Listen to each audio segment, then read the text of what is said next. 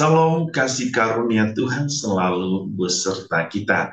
Semoga kita selalu dalam keadaan sehat dan penuh berkat. Saudara-saudari, hari ini kita kembali disapa dalam renungan harian Santapan Jiwaku. Betapa baiknya Allah, kuasa Allah sungguh luar biasa dalam hidup orang-orang yang percaya kepadanya.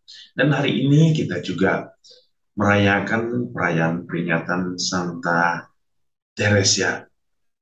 Saudara-saudari, dalam Injil Lukas kita juga diingatkan oleh Tuhan Yesus bahwa jangan takut untuk bersaksi tentang kebenaran. Mari kita diundang untuk mendengarkan firman Tuhan melalui Injil Lukas bab 12 ayat 8 sampai 12.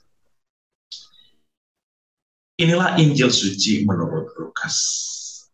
Yesus berkata, "Setiap orang yang mengakui aku di depan manusia, anak manusia juga akan mengakui dia di depan malaikat-malaikat Allah. Tetapi barang siapa menyangkal aku di depan manusia, ia akan disangkal di depan malaikat-malaikat Allah.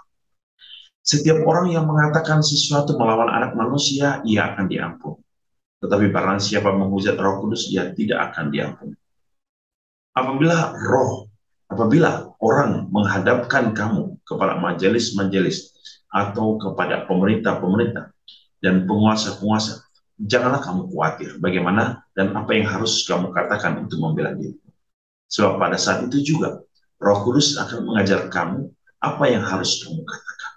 Demikianlah sabda Tuhan, terpujilah Kristus." Saudara-saudari yang dikasih Tuhan, Yesus kembali hari ini mengingatkan kita, jangan takut untuk mengakui Tuhan kita Yesus Kristus sebagai Sang Juru Selamat. Sebab Tuhan memberikan kita jaminan.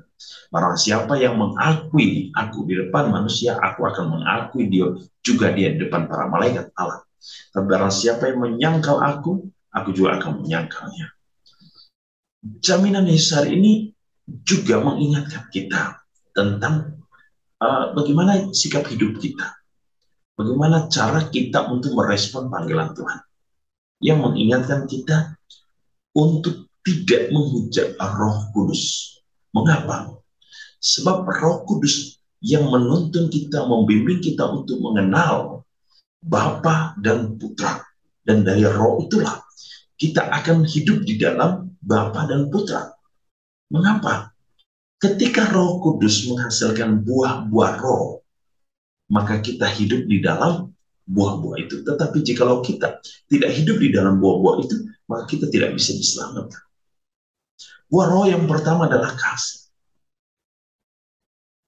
Paus Benediktus mengatakan, Deus Caritas Est, Allah adalah kasih. Di mana ada kasih di situ ada Allah. Di mana ada Allah di situ kasih. Dan Allah menjadi sumber kasih sejati. Maka ketika kita hidup melawan roh, kita hidup melawan kasih. Kita tidak hidup di dalam kasih, berarti kita tidak hidup di dalam Allah. Maka bagaimana kita bisa diselamatkan?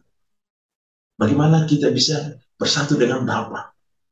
Maka saudara-saudari, hiduplah seturut dengan bimbingan roh.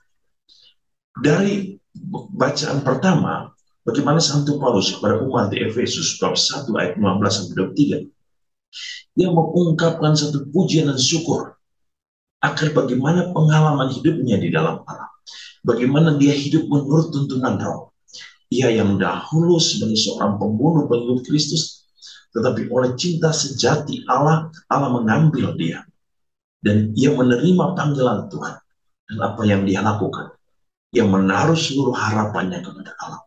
Dan ia mengatakan, di dalam Allah, melalui imanmu akan Tuhan Yesus dan kasihmu terhadap Tuhan, maka kita akan hidup. Bahwa ia mengatakan betapa luar biasa hebatnya kuasa Allah dalam hidup orang-orang yang percaya. Ia senantiasa membangkitkan dan memberikan kehidupan baru bagi orang yang benar-benar percaya. Sehingga peristiwa-peristiwa hidup Santo Paulus itu harus mengingatkan kita bahwa segala sesuatu yang kita jalani dalam hidup ini, segala sesuatu itu berasal dari Allah. Maka Paulus mengatakan, Jangan berhenti untuk mengucap syukur karena atas semua kasih karunia Allah dalam hidup. Sebab di dalam Allah ada kepenuhan sejati. Di dalam Allah kita senantiasa mengalami kasih yang berlimpah dari Tuhan. Dan kita tidak pernah mengalami ketakutan, kemiskinan. Kita tidak pernah mengalami penderitaan. Sebab apa? Orang yang percaya kepada Tuhan akan dipelihara oleh Tuhan. Saudara-saudara, mari kita semua diundang oleh Tuhan Yesus. Jangan takut untuk mengakui akan kebenaran Tuhan. Di mana saja kita pergi, wartakanlah kebenaran Tuhan. Bahwa Dia adalah kebenaran yang sejati. Tuhan Yesus memberkati kita hari ini dalam seluruh hidup kita, dalam pelayanan kita, dalam kesaksian hidup kita, dalam seluruh ungkapan kasih dan juga melalui perilaku hidup kita. Tuhan memberkati kita dengan berkatnya yang berlimpah.